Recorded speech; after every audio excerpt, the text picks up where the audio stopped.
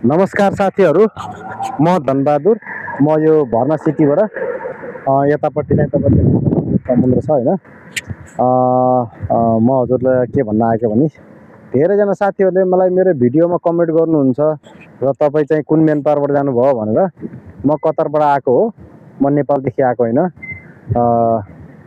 म साथीहरूलाई के भन्न चाहन्छु भन्दा अनि अर्को पनि क्वेसन छ तपाईँलाई चाहिँ एजेन्टले हामीलाई एजेन्टले चाहिँ कन्ट्र्याक्ट पेपर देखाउँदैन किन हो भनेर भन्छन्। तर मेरो विचारमा चाहिँ तपाईँलाई एजेन्टले चाहिँ कन्ट्र्याक्ट पेपर देखाउँदैन भनेपछि त्यो एजेन्टले तपाईँलाई झुट बोल्दैछ।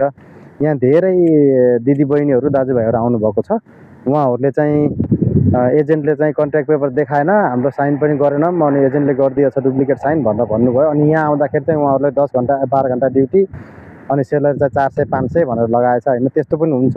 जुन एजेन्टले तपाईँहरूलाई कन्ट्र्याक्ट पेपर देखाउँदैन त्यो एजेन्टले तपाईँहरूलाई झुट बोलिरहेको छ। यति कुरा याद गर्नुहोस् होइन। राम्रो एजेन्ट खोजेर आउनु होला र राम्रो मेन पावर खोजेर आउनु होला। सकभर तपाईँ डाइरेक्ट मेन पावरमा जानु होला होइन। सक्नुहुन्न भने एजेन्ट राम्रो खोज्नु होला। अनि त्यसपछि चाहिँ बल्ल चाहिँ प्रोसेस गर्नु होला। तपाईँलाई पहिला कन्ट्र्याक्ट लेटर आउँछ, कन्ट्र्याक्ट लेटर आयो भने वर्क पर्मिट आउँछ, अनि त्यसपछि तपाईँ चाहिँ प्रोसेसिङमा जानु होला है। हजुर, हस्, धन्यवाद।